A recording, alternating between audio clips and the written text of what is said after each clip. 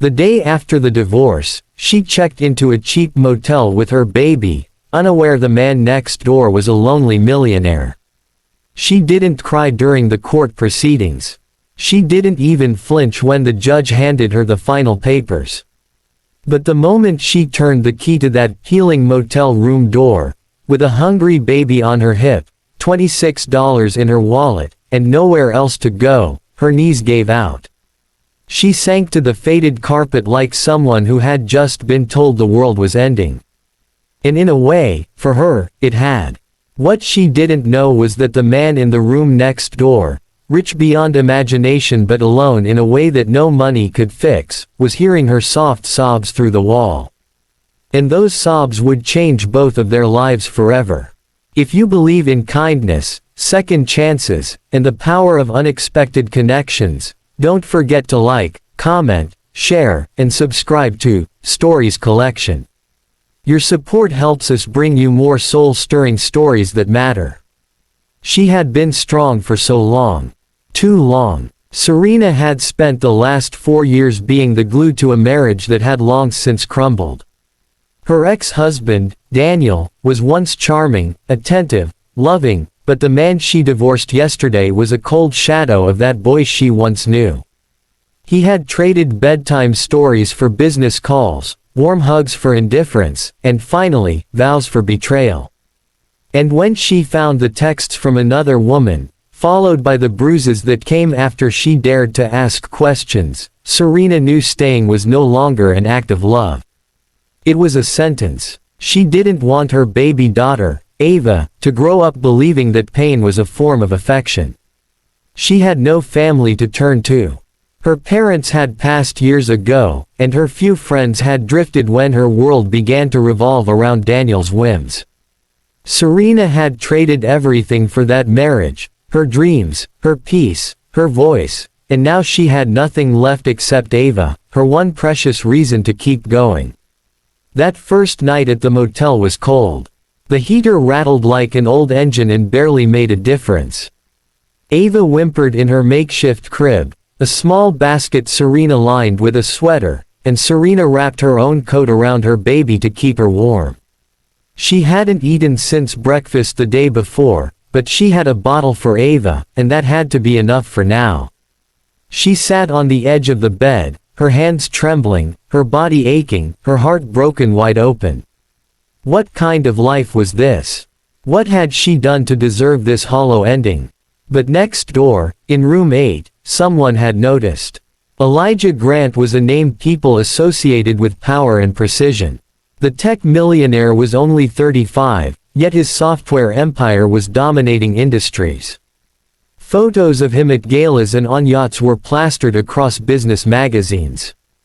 But none of them knew the truth. He had everything, and still, he felt nothing.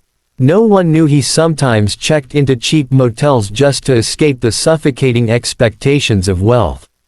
Elijah didn't want butlers or bodyguards or luxury. He wanted silence. A place where he could hear himself think. A place where he wasn't a headline or a deal waiting to be signed. He had no wife, no children, just numbers, profits, emptiness. That night, when he heard the muffled cries from the next room, something pierced through his numbness. It wasn't just a baby crying. There was something raw in the woman's tears, something honest and broken, something he recognized from his own sleepless nights. He didn't know why, but he pressed his ear closer to the wall and listened. Not out of voyeurism, but out of a strange, aching curiosity. Who was she? Why was she here? The next morning, Serena dragged herself to the diner down the road with Ava wrapped against her chest. She ordered 1 cup of coffee, then sat at the corner booth and fed her baby while sipping it slowly, praying no one would notice she wasn't eating. But someone did. Elijah had followed. Not intentionally, he told himself he just needed coffee, but when he saw her there, eyes rimmed with exhaustion and hair pulled back in a tired knot, something about her felt familiar. Not in a face he'd seen before way, but in a soul he'd felt before way. He watched as she cradled her baby and tried to hold it together, thanking the waitress like she was handing her gold when all she did was warm the milk. He sat across the room, torn. He didn't know her story, but something inside him whispered that maybe he was meant to. That maybe this moment wasn't random. That afternoon, when Serena returned to the motel, she found a small package at her door. A warm fleece blanket, a pack of diapers, a note that simply read, "You're doing better than you think." She looked around, confused. No one in the motel seemed to be watching her. But her heart raced. Was it the front desk? A kind stranger? She didn't know. But for the first time in days, she felt seen. Each day brought a new note. "You are not alone. Strength looks good on you. Your daughter is lucky to have you." Each one slipped under her door, each one lifting her chin a little higher. She began applying for jobs during Ava's naps, walking miles to fill out applications at diners, retail stores, and cleaning services. Still, no one called back. She had no resume, no experience beyond homemaking, no references, but she refused to give up.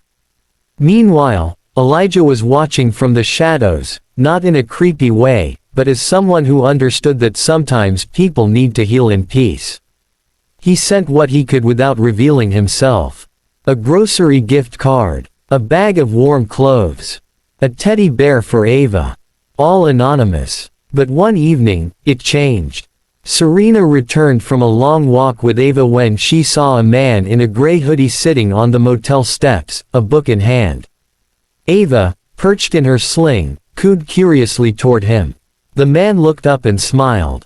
It was the first smile Serena had seen in days that didn't feel forced. She nodded politely and tried to pass, but he closed the book and said softly, "She's beautiful." Serena paused. "Thank you. Her name?" he asked gently. "Ava." Elijah stood. "I'm Elijah. I've seen you around." For a moment, she hesitated. But something about his eyes, kind, steady, sad, made her stay. They talked. Nothing deep. Just babies and coffee and how cold the motel rooms could get. But when she returned to her room that night, her heart felt less heavy. The next day, Elijah brought Ava a new pacifier and Serena a sandwich, saying he accidentally bought two.